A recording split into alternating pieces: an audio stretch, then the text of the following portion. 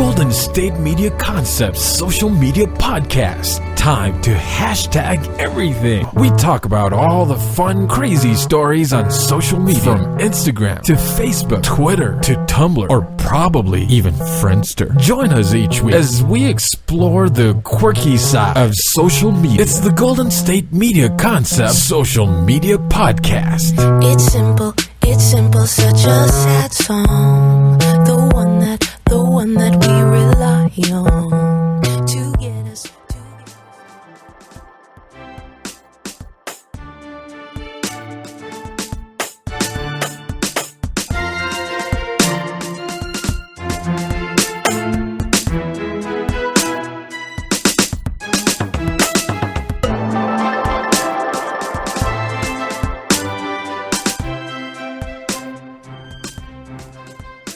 Hello and welcome to the GSMC Social Media News Podcast, brought to you by the GSMC Podcast Network.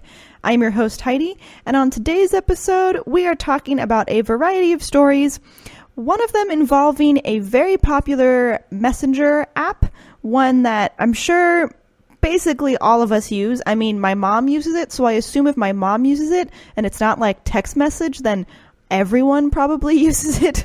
I mean, if my dad used it, that's when I know, like, it's way out there. Like, I was thinking the other day, I remember, like, maybe only 2 years ago when my dad was really excited and emailed me. Yes, emailed me, which is what I mean when I say if he used this messenger app, like, the world would be over. But he emailed me and he was like, have you heard of Wikipedia before? And I'm like, yes. How do you think I got through high school? Of course I heard of Wikipedia. And then I think later, he one time also, again, emailed me that he was like, hey, I just found this great thing on YouTube. And he's like, do you use YouTube? And again, I'm like, yes, of course, Dad. Of course I use YouTube.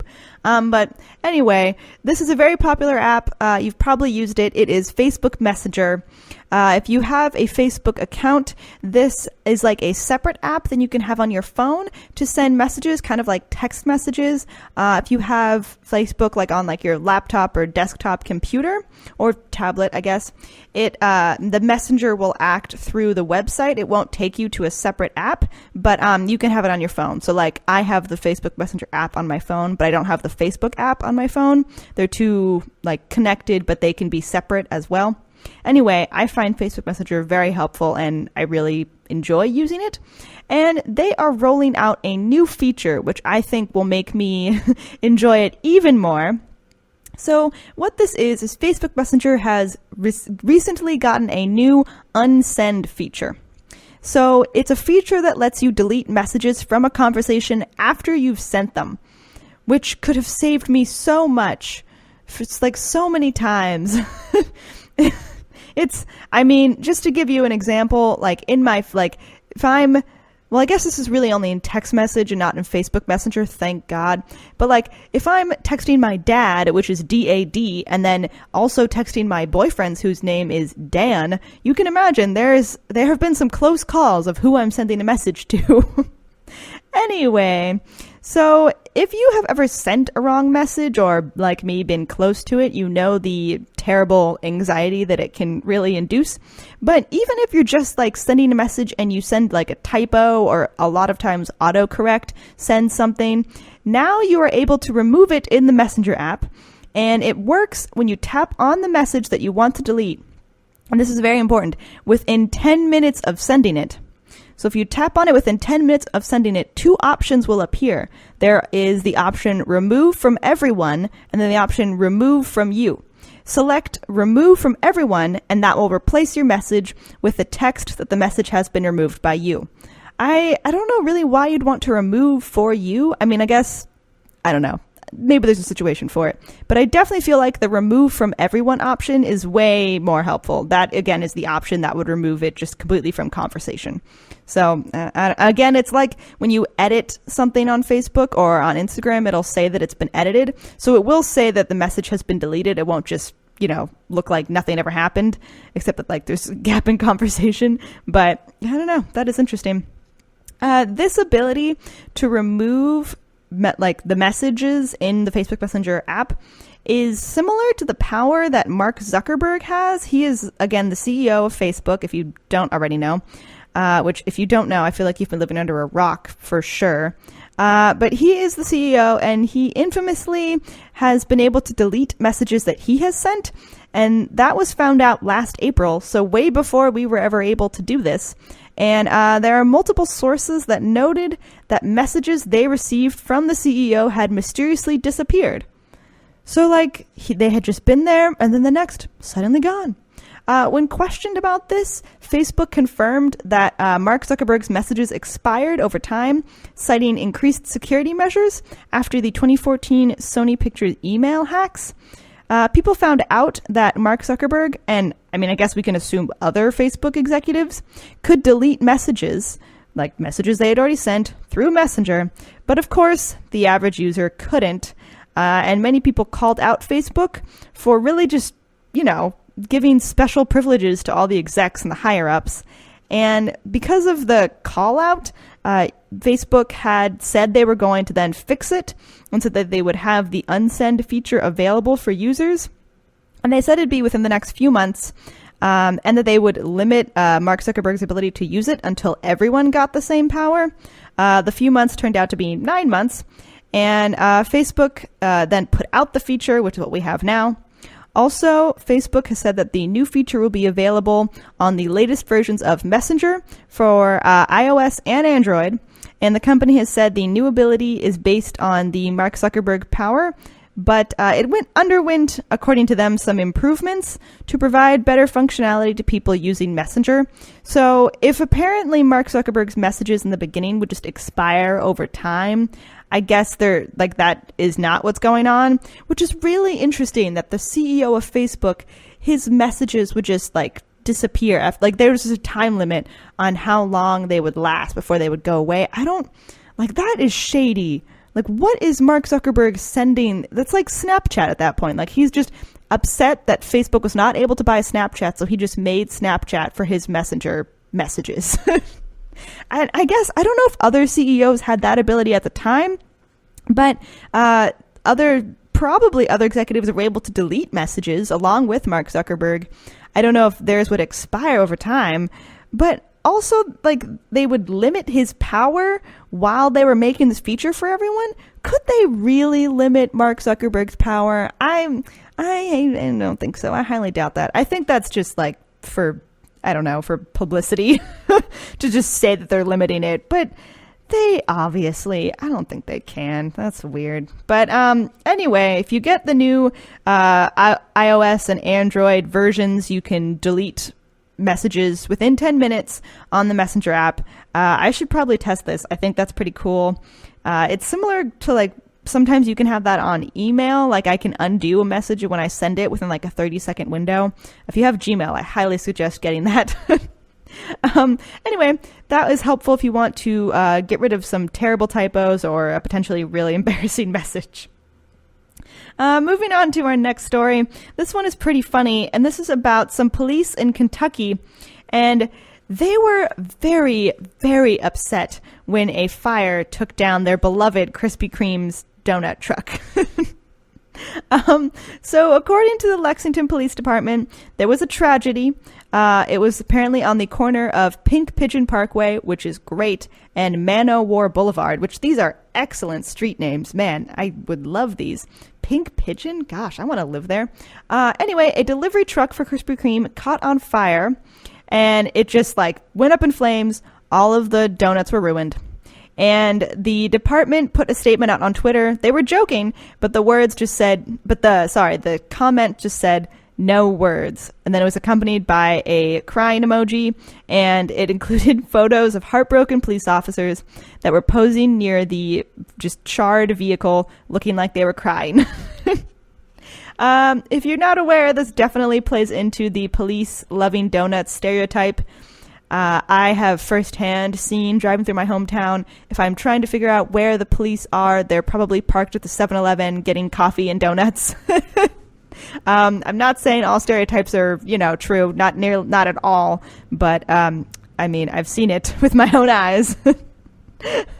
But it was very funny. There is also a video from the scene. It showed the Krispy Kreme's van just engulfed in flames with black smoke and everything. And there were a lot of responding officers that, like the fire department, came out and they were able to put it all under control. And apparently the fire department came up with the idea of taking the pictures of the officers crying in front of the Krispy Kreme truck.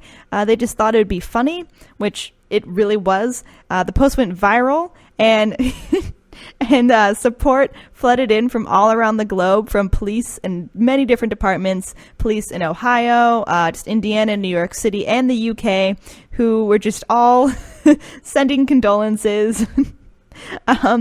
Also, there were some conflicting reports about the donuts that were in the truck. Some said that all the donuts were destroyed. Others said that the donuts were unharmed. But the driver of the van was uninjured, so that's good. And I guess some very innocent pastries did not make it through, which is very sad for all of the police officers and probably the fire department as well. We're going to continue with this story, but first we're going to take a break. So hold tight. We'll be right back. Always on the go, but the day just won't be one without your Hollywood fix. Let Golden State Media Concepts Entertainment Podcast take care of that. An all-inclusive look of pop culture.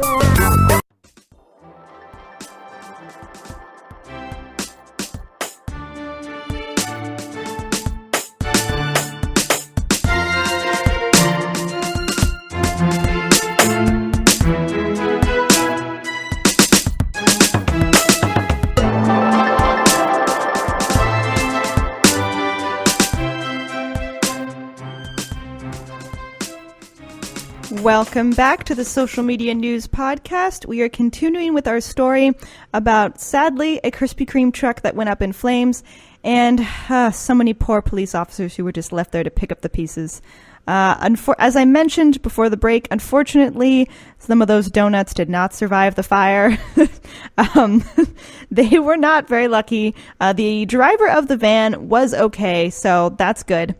But I want to say there is a quote from the police officer, Officer Gordon, of course, Officer Gordon, and he was in this Kentucky Police Department, and he did confirm, he said, yes, we do love donuts. He added that many of his colleagues aren't really bothered by the stereotypes about their love of donuts. They said that's why the officers were so upset. Obviously, they did it for a joke, but it really did work. Also, just to sort of end this story, I guess, on a good note, Krispy Kreme heard about how upset these officers were, and they were so kind about it. They heard about the pain, and I'm sure they, saw a marketing opportunity somewhere. They announced the next day after the fire that they would be sending a bunch of donuts for the police force, obviously for, condolences over just the death of loved ones. And true to their word, 4 squad cars with lights flashing escorted an undamaged Krispy Kreme truck into the neighborhood police station. Officers applauded, and then they helped unload 20 dozen fresh donuts. So that is truly adorable. And Officer Gordon said that there's really only one flavor in the delivery, the original glazed, that they care about. They said that it is the best choice for busy law enforcement professionals. This is a quote from him. He said, "They can go down quick. You don't have to worry about any jelly filling getting on you." I'm sure they enjoy the other donut flavors too, but I can really see how glazed is the optimal donut of choice for this situation. So good for them. I'm glad they got their donuts despite all the pain that they had to go through. And I just love the fact that other police officers, like from other parts of the US and even the UK, just sent condolences to this poor group of officers who lost their local Krispy Kreme truck. I can only imagine the pain. I don't think I've ever suffered a loss quite like that. We are moving on to the next story. I don't know if I have mentioned it yet on this podcast. Perhaps I have. I love the Academy Awards. I enjoy awards season in general. The Grammys, the Emmys, the Golden Globes, and definitely the Oscars. I love, even the Screen Actors Guild Award. I like the red carpet. And I don't know. I mean, even though I feel like sometimes the award shows are biased and not everyone gets the praise that they deserve, but I like the idea that people who really put in their heart and soul into their art and into their work do get praise. And I know that I feel like that's complicated a bit when it comes to Hollywood because actors and many directors and cinematographers and producers are so overpaid, and it's a complicated subject. But in the end, I do feel like when they're doing it right, they are making great art, and I think it's great that they do get nominated and get recognized for their work. And there are many stars who are great actors who don't necessarily get all of the attention, like the Brad Pitts out there, the Tom Cruises, they get a bunch of attention. But there are also really, really good actors who don't get that very often. And one of those actors is Richard E. Grant. And he has been an actor for a very long time. He recently appeared in Can You Ever Forgive Me with Melissa McCarthy. And he has been nominated for an Oscar. And let me just say, this story is about how starstruck he has been with all of his fellow Oscar nominees, and it is adorable. He is so excited about being nominated. And also, I think when it comes to being nominated, some actors, like the ones who just always get nominated, they might not be quite as ecstatic about the nomination. Be a little more quiet about it, try and be cool, sort of, about the whole nomination. But Richard E. Grant is not one of those actors. He is 61 years old, and he is nominated for Best Supporting Actor. That is, again, in Can You Ever Forgive Me? And when the award season comes out, there are many celebrations, parties, just events for the nominees. So he has gone to multiple of these events, and he is so excited. Also, he posted a very emotional video to Twitter when he first received the nomination, and he has recently gone to an annual Oscar nominees luncheon, and he did not keep his cool at all. Not at all. He has described his current situation in life. He said that it is like walking out of your door and being jumped on by a whole load of puppies. Also, he was really good in Can You Ever Forgive Me? He was wonderful. I was so impressed. I loved him and Melissa McCarthy. They were both so good in this film. But yeah, he was really a standout performance. On Twitter, he posted just a series of selfies. Let me say, they are very blurry. Like when your parents take pictures, I realize that I don't know. I don't mean to bag on parents in this episode, I don't know. I don't want to be ageist, but they're very blurry. He is not keeping his cool at all, and definitely not when holding the camera. And he's taking all these selfies with other nominees and posting them, and gosh, he's so starstruck. He has run into Bradley Cooper, Mahershala Ali, Lady Gaga, Rami Malek, also Rachel Weisz. So many people that are so great. And he has posted all of these very blurry photos. Really, he looks so ecstatic. I can't say that everyone in these photos looks ecstatic. I mean, probably because it's like when your parents take photos and you don't know the photo is coming. You don't know when they press the shutter and then they never pick the one where you look good. He posted on Twitter along with these photos. He said, you'll understand why I am blurred and enduring smiling rictus syndrome after meeting all these folks at the Academy Awards nominees luncheon today. He is clearly so excited, smiling rictus. He just can't stop smiling. Also, his night did not end there. He also sent another tweet, and he said, "This is getting beyond pinch yourself, more like punch yourself." And that was in reference to meeting Spike Lee and Amy Adams, Regina King, Glenn Close, Sam Elliott, and Viggo Mortensen. He's clearly so excited. I can't even, how is he going to cope when he's at the actual awards ceremony? He's not going to be able to deal with it, clearly. He's so excited, and I'm so happy for him. Also, he has been getting a lot of praise from fellow actors.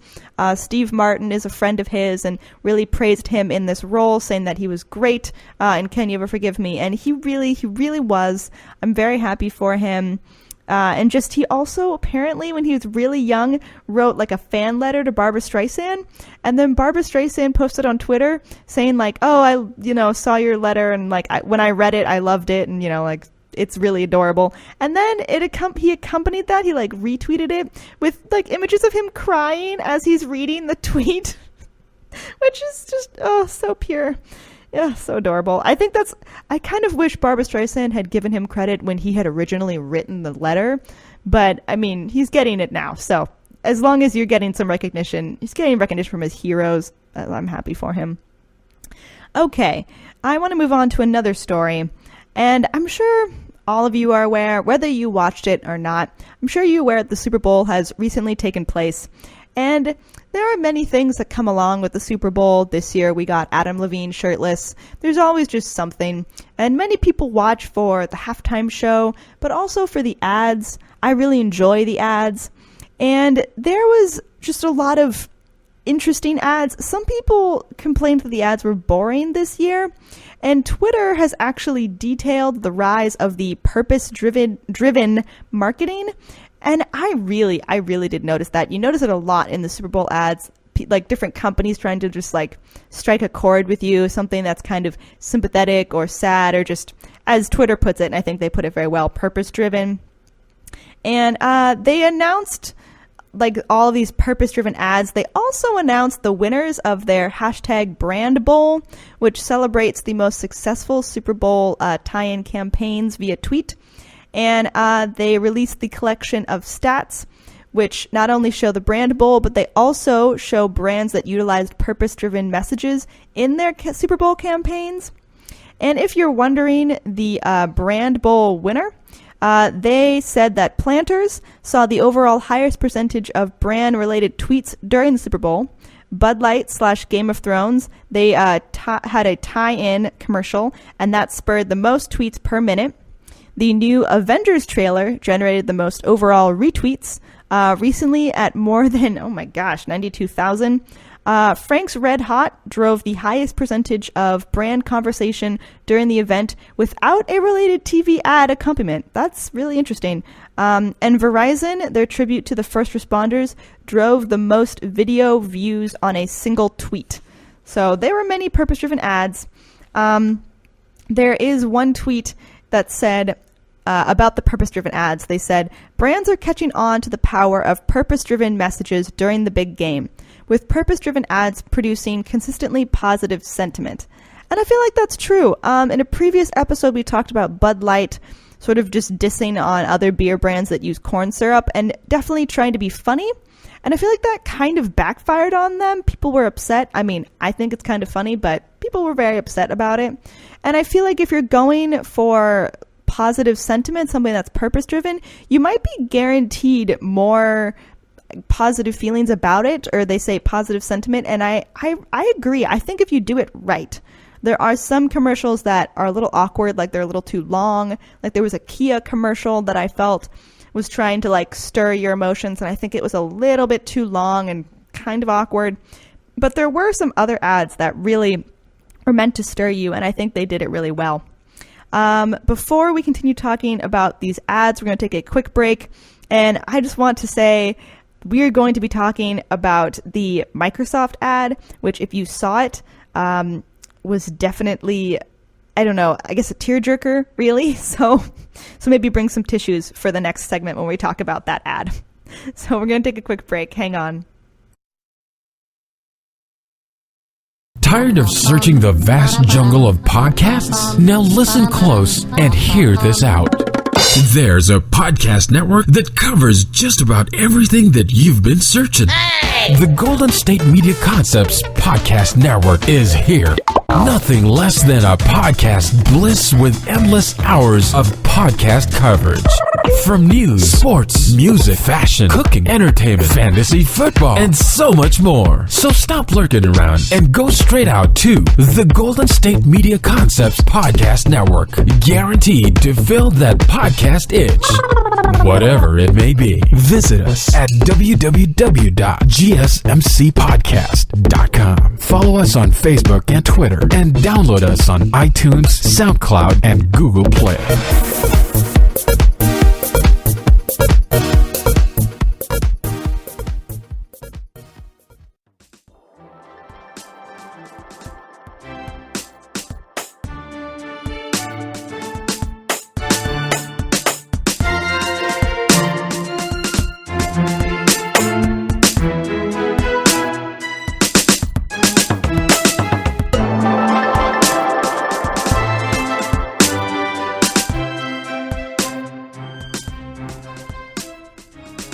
Welcome back to the Social Media News Podcast. We are continuing to talk about some of these purpose-driven Super Bowl ads. As I mentioned, we are going to be talking about the Microsoft ad. I thought it was adorable. Microsoft put on a Super Bowl commercial, and it was kind of about when everyone plays, we all win. And it was about Microsoft creating a gaming console, and this is designed for people who might have a variety of physical disabilities or other things that might limit them from playing on a traditional gaming console, like on traditional Xbox controllers or even, the Switch or any other typical controller. It's like a little bigger, and it just was more usable to a lot of other people. And the idea behind it is that allows everyone to play, that everyone to be able to connect, via video games and just to be like independent. And I think really to be themselves as opposed to feeling limited and be able to participate just like everyone else. Because in a video game world, if you're meeting someone on a video game, they're just like you. You're not going to notice if that person on the other side of the console has some sort of disability. You're not going to know. So I think that was really adorable. This ad, it really did get me. At the beginning, it opens with a young boy named Owen. According to him, he is 9.5 years old, and he is so adorable. He is so outspoken, and he just talks about how in video games he's kind of just like everyone else, and how he just wants everyone and all of his friends, no matter who they are, no matter what they look like, no matter if they have an ability or not. Have a disability or not, just to be able to play and that they can all play together. It is very cute, and I really did enjoy this commercial. And I think this really falls into the line of a good, well done, positive sentiment commercial. I think they did it well. And Twitter has released a collection of other data points on purpose-driven Super Bowl campaigns. Here are some of the points they made. They said 42% more brands activated a purpose-driven message on Twitter during this Super Bowl versus the past year's Super Bowl. They also said purpose-driven Super Bowl ads produced consistently positive sentiment. 88% of tweets about purpose-driven ads were positive. And during the Super Bowl, 52.85% of tweets about positive-driven ads were from women. Oh, interesting.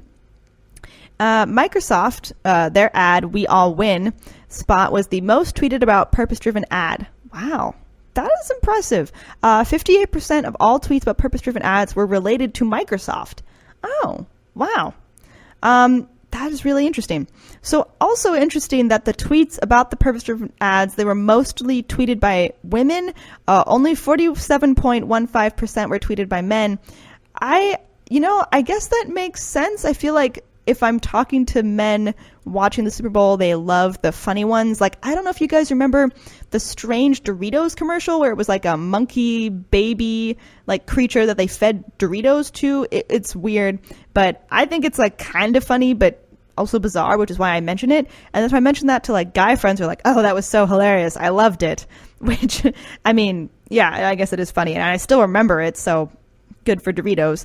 But I definitely remember the Microsoft ad. If someone just mentions it, it's very much burned into my brain because it really did touch my heart. So I don't know. I mean, I'm not sure. I'm not trying to make an overarching umbrella statement about men versus women, but that is interesting that Twitter got those stats. And I think we'll probably see more purpose-driven ads during the next Super Bowl, especially after the Bud Light versus corn syrup ads that came out. I don't know. I'm very curious to see how people respond to that. And I don't know if Bud Light would really do that again. I mean, maybe they'll just own up to it and do another funny, in-your-face related advertisement for the next year's Super Bowl. I'm not sure. Also, Budweiser always has a commercial in the Super Bowl, so they'll probably have one next year, but I don't know if it'll be nice or mean. Not quite sure, but I'm still interested. And if I feel like people also say the Super Bowl ads this year were a little bit more boring, as is the whole game was a little more boring, and Maroon 5 played and it wasn't super exciting. So I don't know, curious to see if that just decreases viewership overall. If the ads were less funny as well, maybe that will also decrease viewership. I'm not sure. And I wonder if more companies in the future will be doing more purpose-driven ads just because of the success of the most recent ones, like Microsoft. So we'll see. I'm curious. I'll be tuning into the Super Bowl next year as long as I'm able, just to see what's going on. Not for the game. I don't really care about the football, but all for the other pop culture related phenomena, things like ads and the halftime show that hopefully will be good. So that brings us to the end of the episode. Thank you all so much for listening, and please tune in to the next Social Media News podcast. You've been listening to the Golden State Media Concepts Social Media Podcast, part of the Golden State Media Concepts Podcast Network. You can find this show and others like it at www.gsmcpodcast.com. Download our podcast on iTunes, Stitcher, SoundCloud, and Google Play. Just type in GSMC to find all the shows from the Golden State Media Concepts Podcast Network, from movies to music, from sports to entertainment, and even weird news. You can also follow us on Twitter and on Facebook. Thank you, and we hope you have enjoyed today's program.